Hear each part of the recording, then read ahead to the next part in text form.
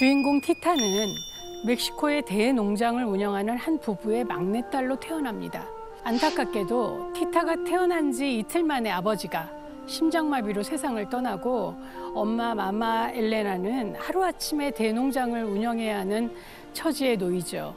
뿐만 아니라 첫째 딸 로사우라, 둘째 딸 헤르트루디스, 막내딸 티타 다 먹여 살려야 하는 가장이 돼버린 거예요. 이 엄마는 남편의 갑작스러운 죽음에 충격을 받아서인지 어린 티타에게 애정을 보이지 않습니다. 그래서 아주 어릴 때부터 집 요리사 나차가 티타를 돌보게 하고 부엌에서 시간을 보내게 하는데요. 그런 티타가 15살이 되었을 무렵에 마마 엘레나는 가모장, 끝판왕의 모습을 보여줍니다. 티타가 떨리는 목소리로 페드로 무스키스가 어머니한테 할 말이 있어서 올 거라면서 얘기를 꺼냈어요. 그때 티타의 나이가 겨우 15이었죠. 너에게 청혼을 하러 오는 거라면 아예 그만두라고 해라. 그 청년이나 나나 괜한 시간만 낭비하는 거니까. 네가 막내딸이라 내가 죽을 때까지 나를 돌봐야 한다는 건 너도 잘 알지 않니? 티타는 크리스마스 파티에서 우연히 만난 옆집 청년 페드로와 첫눈에 반해서 사랑에 빠지게 되었어요. 그래서 페드로가 아버지랑 구혼하기 위해서 온다는 걸 눈치챈 엄마가 이 집안 대대로 내려오는 그 잔인한 전통을 이야기해주는 구절입니다. 막내로 태어난 티타는 사랑하는 남자 페드로와 결혼할 수가 없고 엄마가 돌아가실 때까지 옆에서 보살펴야 하는 그런 기막힌 운명인 거죠. 저라면 아마 엄마가 그렇게 얘기를 하면 도망을 가거나 했을 텐데 티타는 눈물을 흘리면서 이 운명을 받아들입니다. 그리고 이 가풍을 알게 된 페드로가 아주 충격적인 결정을 해버리고 맙니다. 그 제안은 바로 티타 대신에 첫째 딸 로사우라랑 결혼하라는 거였어요. 티타를 사랑해서 그 언니와 결혼하다니 정말 바보 같지 않나요? 그러면서 이들의 비극적인 사랑이 시작되고 티타는 죽을 만큼 절망스러웠겠죠.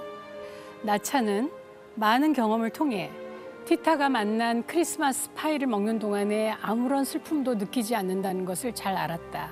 하지만 이번에는 그 방법도 통하지 않았다. 위가 텅 빈 것 같은 허전함이 여전히 가시지 않았다. 티타는 배가 고파서 허전한 게 아니라는 걸 깨달았다. 티타가 배가 고파하는 건 사랑하는 남자가 언니랑 결혼한다고 하니까 당연한 거죠. 여러분, 식욕과 성욕 중에서 뭐가 더 강할까요? 실제로 우리 뇌의 그 호르몬 분비를 조절하는 시상하부에는 성욕을 느끼는 신경중추하고 식욕을 느끼는 신경중추가 굉장히 가까이 이렇게 붙어 있다고 해요. 그래서 이 두 감각은 서로 영향을 받고 또 서로 속이기도 하는데요. 연인이랑 이별하거나 혹은 배우자가 외도를 하는 그런 문제가 생기면 양푼에다가 김치랑 고추장을 막 넣고 밥 비벼갖고 막 먹는 그런 장면이 나오잖아요. 그렇게 사랑을 못 받으면 배가 고픈 거죠. 그런데 이렇게 슬퍼하는 티타를 마마 엘레나가 가만히 둘 리가 없겠죠. 이들의 결혼식을 위한 웨딩 케이크를 티타한테 만들라고 가혹한 주문을 하는 거예요. 티타는 케이크를 만들면서 페드로를 향한 그리움과 절망과 좌절감 속에 너무 울어서 반죽하고 케이크 위에 발라야 하는 캐러멜 소스가 너무 묽어졌다고 해요. 그런데 결혼식 날 이 케이크를 먹은 하객들이 이상한 반응을 보이는 거예요. 눈물은 이 괴이한 식중독의 첫 번째 증세에 불과했다. 모든 하객들은 크나큰 슬픔과 좌절감에 포로가 되었다. 결국 하객들 모두가 옛사랑을 그리워하면서 안뜰이나 뒷뜰, 화장실로 흩어졌다. 모두 마법에 걸린 것 같았다.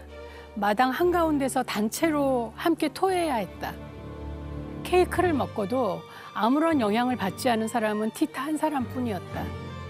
티타가 요리를 하면서 막 울었던 그 감정이 음식에 녹아들어서 그 음식을 먹은 모든 사람에게 마법을 부리게 된 것 같아요. 흔히 음식을 할 때 어떤 기분으로 하느냐가 참 중요하다고 하잖아요. 얼마나 슬프면 구역질이 막 나오겠어요. 마마 엘레나는 티타가 케이크에 일부러 구토제를 넣어서 결혼식을 망치려고 계획한 거라면서 티타의 뺨을 세차게 후려 갈깁니다. 더 중요한 건 티타와 함께 요리했던 집 요리사인 나차가 그녀의 편에서 증언을 해줄 수가 없었던 겁니다. 그 케이크를 미리 맛보았던 나차가 그 전날 밤에 양손에 옛 애인의 사진을 꼭 쥐고 죽어버렸기 때문이에요. 그녀 역시 티타의 케이크를 맛보고 옛사랑에 대한 그리움을 느낀 거겠죠. 이후 티타는 죽은 나차를 대신해서 집 요리사가 되어서 나의 불행을 부엌에서 요리를 통해서 정화시켜 갑니다. 티타에게 요리는 시련과 슬픔, 질투, 그리움, 정욕, 내 모든 감정을 표현하는 통로면서 자기의 목소리를 내는 유일한 수단이에요. 그리고 그 요리를 먹은 사람들에게도 계속 영향을 주죠. 우리는요, 밥으로 사랑을 배워요. 사랑하는 사람한테 항상 물어보잖아요. 전화하면 밥 먹었니? 이렇게 물어보잖아요. 그래서 누군가를 위해서 요리를 한다는 그 행위 자체가 사랑이고 굉장히 멋진 일이에요. 신혼 때 시어머니한테 그 집의 음식을 배우려고 애를 썼다는 어떤 분의 이야기를 들은 적이 있는데요. 남편이 어렸을 때 먹던 엄마의 음식을 먹고 싶어 하면 그 음식을 해주고 싶었기 때문에 시어머니의 음식을 배우려고 했다고 그렇게 얘기를 하더라고요. 누군가 나를 위해서 요리해주고 그걸 먹을 때 왠지 그 사랑과 아낌과 존중과 배려를 받는 그런 기분이 참 좋잖아요. 제가 말하고 싶은 건 티타가 페드로에게 끊임없이 요리로 사랑을 표현한 것처럼 우리도 사랑하는 사람을 위해서 요리하자는 겁니다. 또 흥미로운 게 같이 밥을 먹어보면 그 사람이 어떤 사람인지 알 수 있다는 거죠. 이런 점 때문에 사실 바람도 밥 먹다 나는 경우가 많아요. 같이 밥을 먹다가 우연히 생선살을 발라서 올려주거나 혹은 깻잎 같은 것이 잘 떨어지지 않을 때 이렇게 떼어주거나 하는 배려에서 마음이 흔들려 버리는 거죠. 그래서 밥 먹는 동안 이 사람이 나를 이렇게 계속 관심 있게 보고 또 배려해 주는구나, 여기에 이제 마음이 흔들리는 거예요. 그래서 그렇게 식사 자리에서는 정이 가고 정이 떨어지고 하는 거예요. 이쯤 되면 헤르트루디스는 부디 온전한 사랑을 하면 좋겠다 이런 생각까지 드는데요. 이제 헤르트루디스의 사랑 이야기를 해볼까요? 다시 시간을 되돌려 볼게요. 페드로와 로사우라의 결혼식 날 죽은 채로 발견된 집 요리사 나차 기억나시죠? 어릴 때부터 부엌에서 어머니 대신 돌봐주었던 나차의 죽음은 티타에게 너무 큰 아픔이었어요. 그녀를 지켜보던 페드로는 그녀가 너무 풀이 죽어 있으니까 장미꽃을 선물합니다. 티타는 난생 처음으로 꽃 선물을 받아본 데다가 사랑하는 페드로가 주었으니까 마음이 막 들떴죠. 그리고 그때까지 이 티타는 페드로가 정말 나를 사랑한 걸까라는 마음 때문에 너무 힘들었거든요. 마마 엘레나가 티타에게 어떻게 네가 그 꽃다발을 받을 수 있냐면서 그 꽃다발을 버리라고 하는데 차마 버릴 수가 없었어요. 그래서 티타는 그걸 엄마 몰래 요리로 만들어요. 그 요리 이름이 바로 장미꽃잎을 곁들인 메추리 요리예요. 장미꽃잎을 하나하나 이렇게 뜯어서 요리를 하다 보니까 가시에 손가락을 찔려서 티타의 피가 스며들게 되고 이 요리가 곧 엄청난 파장을 몰고 옵니다. 그때 가장 큰 수혜자는 헤르트루디스였어요. 그녀는 이 음식을 먹고 다리에서부터 막 후끈한 열기가 올라오고 가랑이 가운데가 막 간지러우면서 의자에 제대로 앉아 있을 수도 없이 흥분을 해요. 몸에서 막 흐르는 분홍빛 땀방울에 온몸이 땀범벅이 돼갖고는 결국 견딜 수가 없어서 샤워를 하러 갑니다. 샤워기에서 떨어지는 물줄기가 몸에 닿기도 전에 증발해 버렸기 때문에 불행히도 헤르트루디스는 샤워를 즐길 수가 없었다. 그녀의 몸에서 뿜어져 나오는 열기가 어찌나 강했던지 나무 판자가 뒤틀리면서 불이 붙었다. 불길에 휩싸여서 타 죽을까 봐 너무 두려웠던 나머지 완전히 벌거벗은 채로 샤워장에서 뛰쳐나왔다. 그때 그녀의 몸에서 뿜어져 나온 장미향은 멀리, 아주 멀리까지 퍼져나갔다. 헤르트루디스의 몸이 얼마나 달아올랐는지 그녀의 몸에서 그 뿜어져 나오는 그 뜨거운 장미향은 또 얼마나 멀리 퍼졌는지 한 혁명군 장교가 전쟁터에서 그녀를 향해서 말을 타고 달려올 정도였어요. 헤르트루디스와 일주일 전에 우연히 마주쳤던 바로 그 남자였죠. 장교는 샤워부스에서 뛰쳐나온 그녀의 허리를 낚아채서 타고 온 말 위에 앉혀요. 둘이 열정적으로 껴안고 키스하느라 장교가 말고삐를 놓았지만 막 알아서 질주를 합니다. 전 이 소설 속에서 바로 이 장면이 가장 관능적이고 감각적이었던 것 같아요. 이 작가는 요리가 우리의 오감을 자극하는 것처럼 소설을 써내려가고 있네요. 이렇게 사랑의 감정을 키워주는, 그리고 감각을 예민하게 해서 성감을 높여주는 식품을 최음제라고 하는데요. 헤르트 루디스에게 티타의 요리가 최음제나 마찬가지였던 거죠. 최음제 하니까 떠오르는 그림이 하나 더 있어요. 이 그림을 그린 스위스 화가 장 에티엔 리오타르는 당시 귀족들의 실생활을 마치 도자기의 그림처럼 파스텔로 아주 섬세하고 우아하게 그려냈던 계몽주의 시대 화가예요. 일상적인 주제를 직접적이고 또 단순하고 아주 섬세하게 묘사해서 그려낸 그의 그림 속 인물들은 실제와 너무 똑같다는 평을 들을 정도로 또 활기도 넘치는 것이 특징입니다. 그림을 자세하게 보면 하녀로 보이는 여성이 무언가를 컵에 담아서 쟁반으로 받쳐서 들고 가고 있어요. 뭘 담아가는 걸까요? 한쪽에는 뜨거운 코코아차가 있고 한쪽에는 물이 담긴 컵이에요. 당시 코코아차는 귀부인들 사이에 최음제로 알려져 있었어요. 굉장히 뜨거운 밤을 보낼 수 있다라고 알려져 있었던 거예요. 그래서 출렁이는 침대에서 마셔도 쏟아지지 않게 잔 받침대가 이렇게 있는 그 잔으로 마셨어야 했었죠. 이 코코아차는 지금 우리가 먹는 거하고는 좀 다르게 물 한 잔을 이렇게 입가심으로 마셔야 할 정도로 아주 진하고 걸쭉했다고 합니다. 귀부인들이 뜨거운 밤을 보내기 위해서 마셨던 달콤 쌉싸름한 코코아차예요. 코코아차는 초콜릿의 원료 카카오 콩으로 갈아서 만드는 건데요. 실제로 이 코코아에는 페닐에트라민이라고 하는 화학 물질이 들어있다고 합니다. 우리가 좋아하는 이성을 바라보거나 그 이성의 손을 잡을 때 혹은 어떤 사랑에 막 빠져들 때 그럴 때 분비되는 물질로 화학 구조로 보면 강력한 마약인 메스암페타민 같은 것과 아주 유사하다고 합니다. 그런데 바로 이런 최음제를 뛰어넘는 결정타는 따로 있습니다. 바로 티타가 만든 호주 소스를 끼얹은 칠레 고추 요리인데요. 이건 또 다른 결혼식 날 티타가 만든 거예요. 티타의 결혼식이라면 참 좋았겠지만 아니에요. 로사우라와 페드로 사이에 낳은 둘째 아이, 딸 에스페란사의 결혼식입니다. 엄마 마마 엘레나도 죽었고 페드로 부인, 로사우로 언니도 죽었고 또 헤르트 루디스 언니는 집에 없었기 때문에 이 결혼식만 끝나면 집에 페드로와 또 티타 단둘이 온전히 남아있을 수 있었어요. 이날이 지나면 자신의 사랑을 구속했던 모든 답답함과 억압에서 벗어나서 꿈꿔왔던 이 둘만의 삶을 시작할 수 있다고 생각했을 때 얼마나 성적 환희에 가득 차 있었겠어요. 그러니까 이 성적 환희와 기대에 찬 그 마음으로 만든 요리를 먹은 하객들에겐 어떤 일이 일어났을까요? 모두 음탕한 시선으로 이 핑계 저 핑계를 대며 양해를 구하고는 얼른 자리를 떠났다. 모두 그곳에서 최대한 멀리 떨어진 곳으로 가서 격렬한 사랑을 나누었다. 어디든 상관없었다.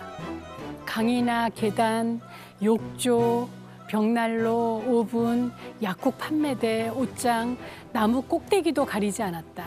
그날은 인류 역사상 가장 많은 창조가 이루어진 날이었다. 너무 재밌지 않으세요? 덕분에 페트로와 티타는 아무런 힘을 들이지 않고 집에 단둘이 남게 됩니다. 살면서 처음으로 누구의 눈치도 보지 않고 이제 정말 뜨거운 둘만의 시간을 즐길 수 있게 된 거죠. 이렇게 티타의 요리처럼 먹기만 해도 모두가 사랑에 빠지게 되는 일명 사랑의 묘약이 있죠. 오페라 트리스탄과 이졸데의 신기한 마법의 약으로 등장합니다. 여기서 재미있는 건 사랑하는 사람에게 묘약을 마시게 해서 그가 나를 사랑하게 하는 것이 아니라 내가 마시면 상대방이 나를 사랑하게 되는 그런 약이라는 겁니다. 이탈리아 최고의 작곡가 도니체티는 이 오페라에 나오는 사랑의 묘약을 바탕으로 사랑의 묘약이라는 오페라를 만들기도 합니다. 오페라에서 어느 약장수가 트리스탄과 이졸데의 사랑 이야기를 막 들려주면서 트리스탄이 마신 것과 똑같은 사랑의 묘약이라면서 허풍을 막 떱니다. 그때 사랑하는 여인이 있었던 순박한 청년이 전 재산으로 이 약을 삽니다. 그런데 사실 이 약은 싸구려 포도주를 약으로 속여서 비싼 값에 팔았던 거예요. 그런데 어쨌든 우여곡절 끝에 이 청년은 사랑을 얻게 되는데요. 사랑을 위해 전 재산을 바친 이 청년만큼이나 사랑의 묘약에 대한 관심은 요즘 우리들에게도 굉장히 대단하죠. 자, 오늘날 사랑의 묘약이라고 하면 뭐가 있을까요? 남성의 경우에 20년 전에 발견된 바그라 같은 발기부전 치료제, 여성에게는 아마 윤활제일 텐데요. 몇 달 전에 한강에서 발기부전 치료제 성분이 검출되었다는 뉴스가 화제가 되었었죠. 이 기사를 보고 어떤 사람들은 아리수를 먹어야겠다 이런 농담도 했어요. 이야기가 나온 김에 저도 여러분께 사랑의 묘약을 추천해 드릴까요? 섹스의 능력은 사실 피돌기에 굉장히 많이 달려있고 건강한 피돌기는 건강이 아주 중요하죠. 남자분들이 먹으면 좋은 사랑의 묘약은 토마토예요. 토마토는 정력에 좋은 철분, 비타민이 풍부한 항산화 야채이죠. 실제로 영국의 포츠마스 대학 연구팀은 토마토의 리코펜이 남자의 정자를 슈퍼정자로 만드는 효과가 있다고 밝힌 바 있어요. 여자분들에게는 콩 단백질을 드시기를 추천해드려요. 피부나 머리카락, 손톱의 윤기나 탄력을 더해주고요. 또 질 분비물을 증가시켜준다고 하거든요. 월경 불순이나 월경 증후군, 편두통에도 좋고 지방을 감소시킨다는 연구 결과가 있습니다. 그래서 특히 폐경을 지나신 중년 여성분들에게 좋습니다. 제가 일단 소개를 해드릴게요. 세종대 삼초컷 광클 교양 수업 성과 문화. 네. 배정원 교수님이시죠. 반갑습니다. 안녕하세요.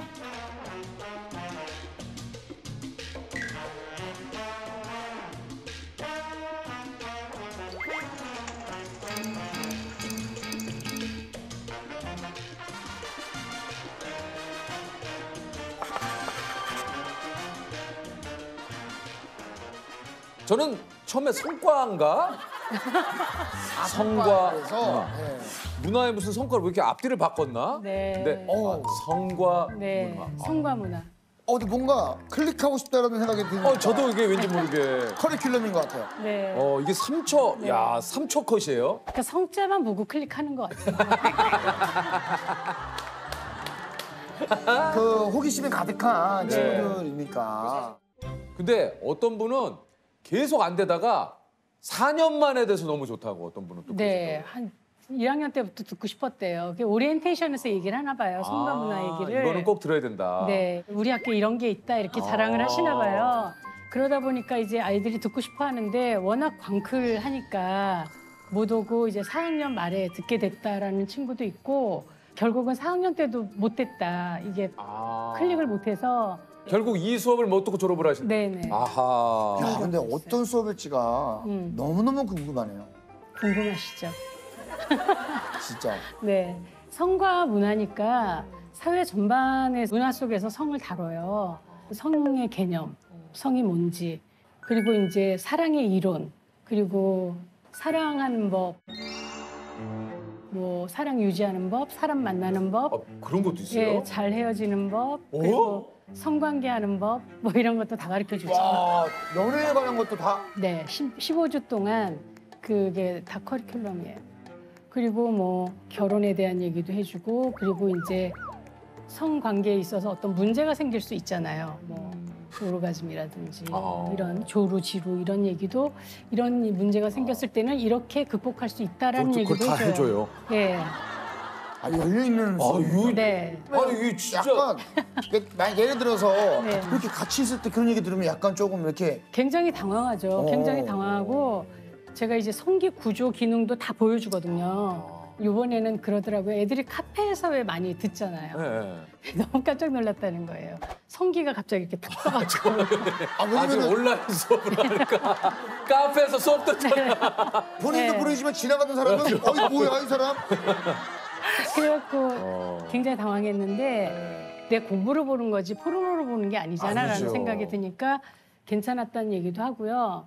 뭐 성 건강 관리하는 방법, 또 그 폭력적인 파트너 만나지 않는 얘기 뭐 맞아요. 이런 것도 계속 다 해주니까 아이들은 굉장히 도움이 된다고 아주 그래요. 중요한 것 같아요. 예, 진짜, 참 그 진짜 네. 중요한 것 같아요. 어떻게 네. 보면 되게 실용적이죠. 예, 진짜 실용적인 것 네, 같아요. 네. 많은 학생분들이 또 이 과목을 듣고 싶어하는 이유인 것 네, 같기도 네. 하고.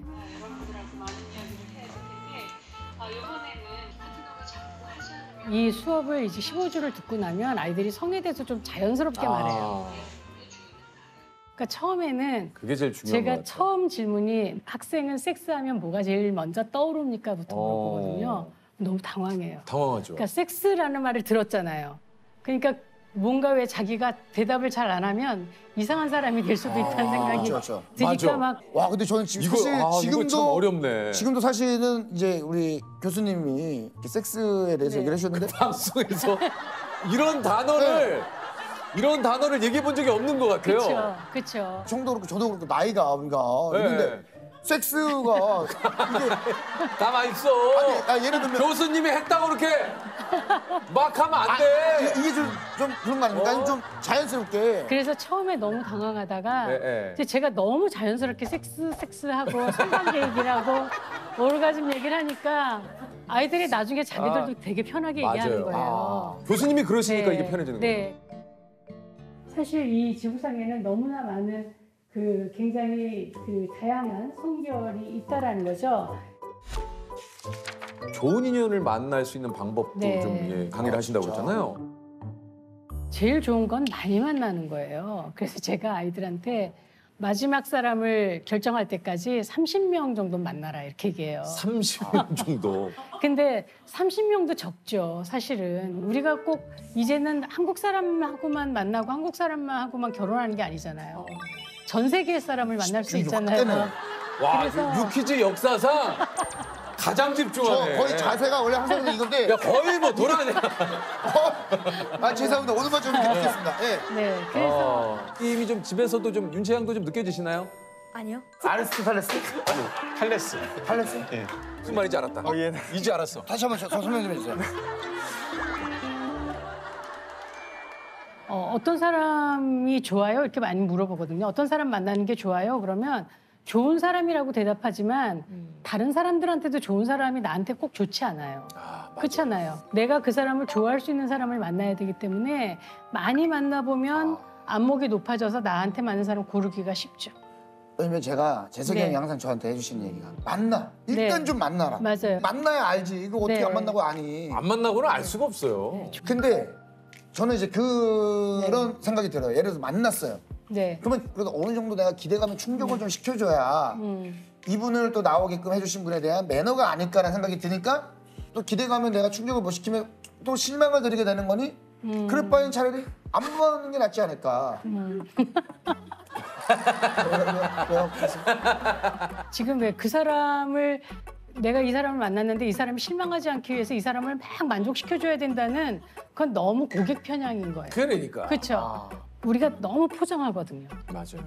뭐 되게 조신한 척, 멋있는 되게 척. 멋있는 척. 요즘 이제 그런 생각이 좀 들어요. 내 스스로 감당할 수 있는 만큼의 척만 하자. 맞아요. 착하다 상대방이 생각을 하더라도 내가 할 수 있는 만큼의 착한 척만 하면 되지 그 이상을 다른 사람들의 바라는 만큼은 그건 할 수가 없잖아요. 맞습니다. 똑같은 사람인데요.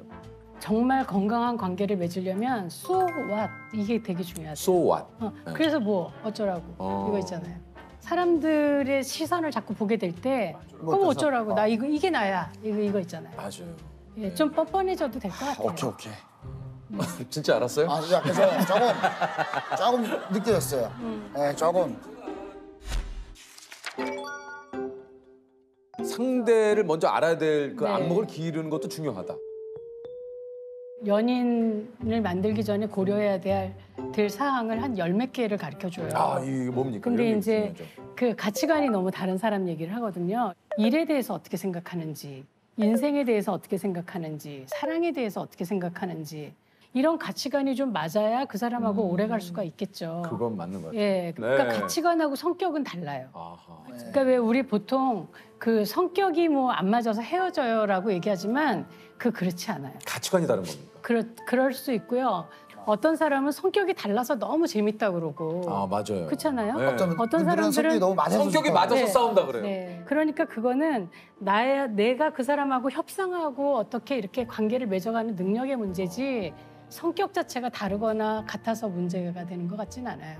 그리고 이제 두 번째는 남자가 연락하겠다 그러고 연락 안 하는 사람이 있잖아요. 너무 바빠서요. 제가 이 일만 끝나면 연락드릴게요 이러잖아요. 그럼 전 그런 사람 만나지 말라고 그래요. 솔직히 말하면 남자들은 그 여자가 마음에 들면 전쟁 나가기 전에도 전화하잖아요. 아 그럼요. 그러니까 시간이 없다는 거는 그러니까 거짓말이에요. 그거는 일종의 어장관리 같은 네, 그런 느낌이라서 거죠. 네. 그거는 맞아요. 그 사람이 네가 정말 간절하게 만나고 싶은 사람이 아닌 거야라고 맞아요, 얘기해주고요. 그러니까 우리가 뭐 이성 간에를 떠나서 친구들 사이에도 연락 잘 안 된다는 친구들이거든요. 네. 그러니까 저는 그런 친구들하고의 관계를 오래 유지하지는 않는 스타일이에요. 그러니까 자기가 네. 편할 때만 연락하고 그렇죠, 그렇죠. 왜 내가 정말 필요할 때는 연락 안 되고. 연락 안 돼요. 네, 그리고 뭐 갑자기 네. 몇 달 뒤에 뭐 며칠 뒤에 뭐 나타나가지고 아 그때 뭐 잠을 잤어. 잠을 자든 그렇죠. 몇 달을 자. 네. 깜빡 잠들었는데 한 3일 있다가 전화가 오더라고요. 말이 안 되는 거예요. 말이 안 되는 거예요. 다 핑계입니다. 네, 핑계. 자주 늦는 사람도 조금. 네. 네. 자주 놓는 게 이제 그 사람을 배려하지 맞아. 않는 거죠. 맞아요. 그러니까 그거는. 그 사람을 만나는 네, 시간이 맞아요. 소중하면 일찍 나가서 기다리겠죠. 맞아요. 너무 습관적으로 늦고 이러는 그렇죠. 건 그거는 잘못된 거예요. 나를 존중하는 거 같죠. 잘 헤어지는 법. 아이들이 또 이별에 대한 좀 환상 같은 게 있어요. 아름다운 이별.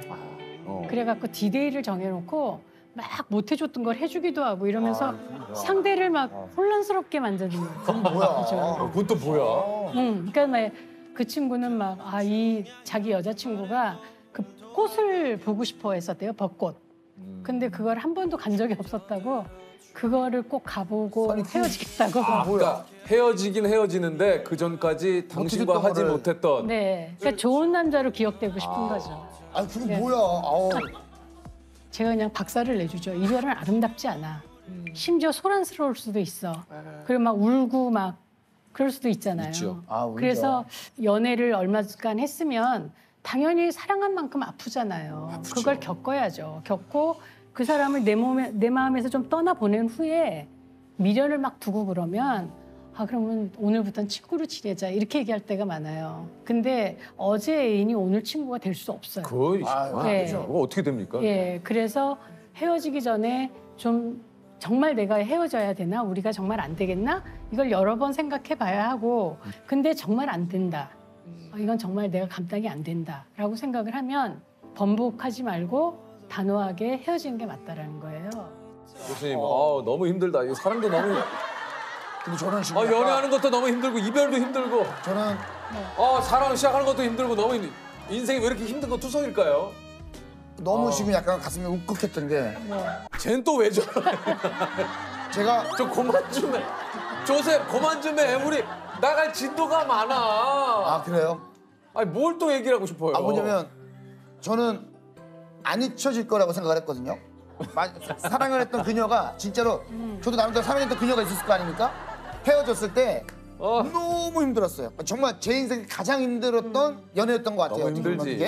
예. 그래서 저는 다른 건 몰라도 이 사람만큼의 이별은 내가 이거는 정말 다시는 겪고 싶지 않다. 잊혀지지가 않겠다. 계속 기억이 남고 이 사람이 생각날 것 같다는데 얼마 전부터 이제 생각이 안 나기 시작하는 거예요, 이 사람이. 거기서 내가 왜 이러지? 어떻게 이럴 수 있지? 이런 생각이 들더라고요. 시간이 약이니까. 어떻게 시간이 약이 됐나. 근데 그게 아니면 사람이 미칠 거예요. 그럼 맞아요. 진짜. 네, 그래서 맞아. 아이들한테 해주는 얘기도 믿어지지 않겠지만 시간이 약이다라는 맞아요. 얘기를 하고요. 꼭 아셔야 될 거는 어떤 이별도 시간이 지나면 상처가 안 옵니다.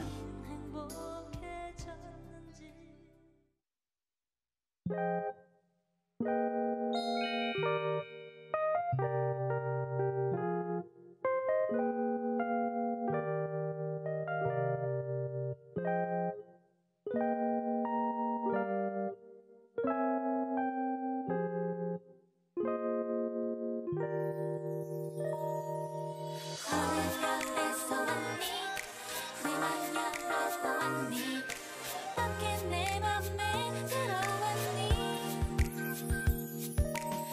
교수님 강의 과제 중에 데이트하기 과제가 있다고요? 네. 그 데이트 과제를 보고 애들이 많이 수업을 신청하는 것 같아요. 이 과제를 통해서 누군가를 만날 수 있다라고 생각하는 것 같고. 이게 그 남녀 학생의 이름과 전화번호가 적힌 종이를 제비뽑기로 골라서 예. 2주간 시간을 주고 그 안에 4시간 이상 데이트를 해라. 네. 야. 이게 과제입니까? 그 4시간 정도는 있어야 데이트라고 말할 수 있으니까 4시간 이상 있어야 되고요. 아 근데 수업이 참 이게 네. 지금 굉장히 실용적이죠. 재밌겠네요. 아니 수업에 데이트하기가 네. 4시간 이거 되게 재밌지 않을까요? 네. 그 4시간 동안 3개의 이벤트가 있어야 돼요. 뭐가 있어야 됩니까? 데이트 하려면 밥도 먹고 차도 그렇죠. 마시고 같이 걷든지 3 자전거 가지 타든지. 이벤트를 넣어야 되는군요. 예. 그리고 이제 더치페이 5,000원씩 내서 10,000원 가지고 하는 거예요. 굉장히 부족하죠, 10,000원은. 요즘 사실 10,000원이면 한 사람 점심값도 안 안 돼요. 되죠. 예. 그래서 이제 팁을 주죠. 한 번에 후원은 받을 수 있어요. 그러니까 뭐 왜 요새 쿠폰 많잖아요. 네. 혹은 애들이 이제 헌혈도 해요. 헌혈하면 문화상품권 주잖아요. 이제 그걸로 대중교통 이용해서 뭐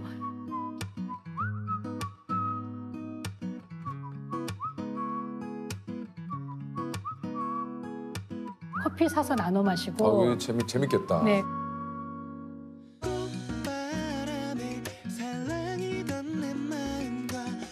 그리고 도시락도 싸요. 도시락도 싸요? 네.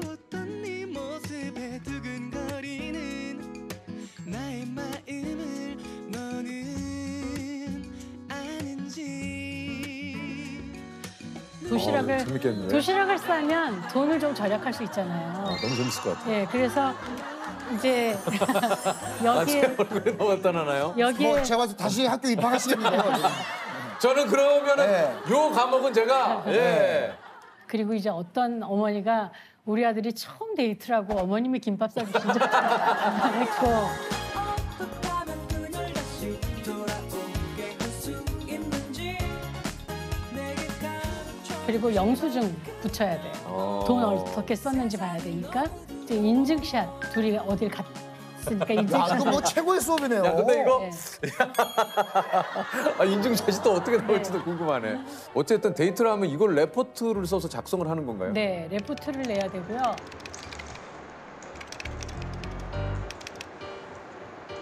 레포트를 따로 써야 돼요. 굉장히 좋았는데 내용은 다를 수 있어요. 그리고 저 친구도 오늘 데이트가 좋았겠지. 서로가 그랬는데 내용은 네, 다시 만나고 싶지 않다. 그런 경우도 있고 나와서 또 발표를 시켜요. 왜냐면 공유해야 되니까. 애들하고. 재밌네요. 여학생을 불러내면 남학생 둘이 나오는 거죠. 여학생을 불러내면 남학생 둘이 나오는 거죠. 보통 이제 남자애들이 광클을 하니까 비율이 여자애가 2번 데이트할 때가 많아요. 그럼 약간 비교가 될 수도 있겠는데? 비교해서 말하라고 하죠. 그럼 남학생들은 너무 잔인한 수업이에요, 막 이러죠. 제가 마지막으로 물어봐요. 애프터를 받으면 누구랑 할 거냐? 물어봐요. 그것까지 물어봐요? 그러면 막 남자애들이 막 어쩔 줄 몰라 하죠. 거의 뭐 정글이죠, 정글. 근데 이렇게 되면 실제로 사귀는 경우도 있겠는데요? 사귀는 경우도 있죠. 있다고 있을 수 나중에 알게 되는 경우가 있어요. 제가 봤을 때는 방송 나가고 나면 뭐 컴퓨터 터지겠는데. 클릭해 막 더 막. 사실 우리들이 누군가를 만날 때 이상형만 자꾸 만나려고 하거든요. 맞아. 키는 얼마여야 되고 외모는 어때야 되고 이런 게 있는데 이건 이제 제비뽑기로 하니까 누가 걸릴지 모르는 모르죠. 거예요. 근데 이제 외모가 너무 마음에 안 들어요. 하지만 4시간을 같이 있어 보면서 의외로 너무 매력적인, 네. 너무 재미있는 맞아. 이런 거를 좀 발견해 보라는 거고요. 그리고 데이트에 돈이 그렇게 많이 필요 없다는 거. 데이트를 할 때 가장 중요한 게 뭔가를 좀 알게 하는 거예요. 재밌다. 사실 그래서 또 애들이 그걸 알아가더라고요. 예. 이성 친구 있는 애들이 너무 재밌어요. 왜요? 이미 이제 사귀고 있는 애들이 있잖아요. 그거는 또 어떻게 합니까 그러면? 이거 하면 제 여자친구 헤어진대요. 레포트인데도 그게 좀 네. 만나는 거 싫다는 거죠. 얘가 언제 데이트하는지를 알잖아요. 알죠. 그러니까 계속 문자 보내는 거예요. 재밌니? 뭐. 분위기 좋니? 뭐 이러고. 기억에 남는 그 학생분들도 좀 많으실 것 같아요. 네, 많이 있어요. 제 강의를 들을 때 헤어지고 오는 경우가 꽤 있어요. 그래요. 네, 왜 헤어졌는지를 좀 알고 싶다. 내가 뭘 잘못했는지 좀 배우면 다음에는 좀 더 잘 할 수 있을 것 같다. 그 한 친구는 그래서 온 거예요. 왔는데 이 수업을 받으면서 어떻게 그 친구랑 다시 만났어요. 다시 만났고 결국 결혼했고 그리고 그 친구랑 결혼할 때 줄에 섰고 이야. 이런 친구 있죠. 계속 AS를 해주는 거죠. 뭐 부부싸움 했다 그러면 만나서 또 상대해주고. 아, 너무 좋다.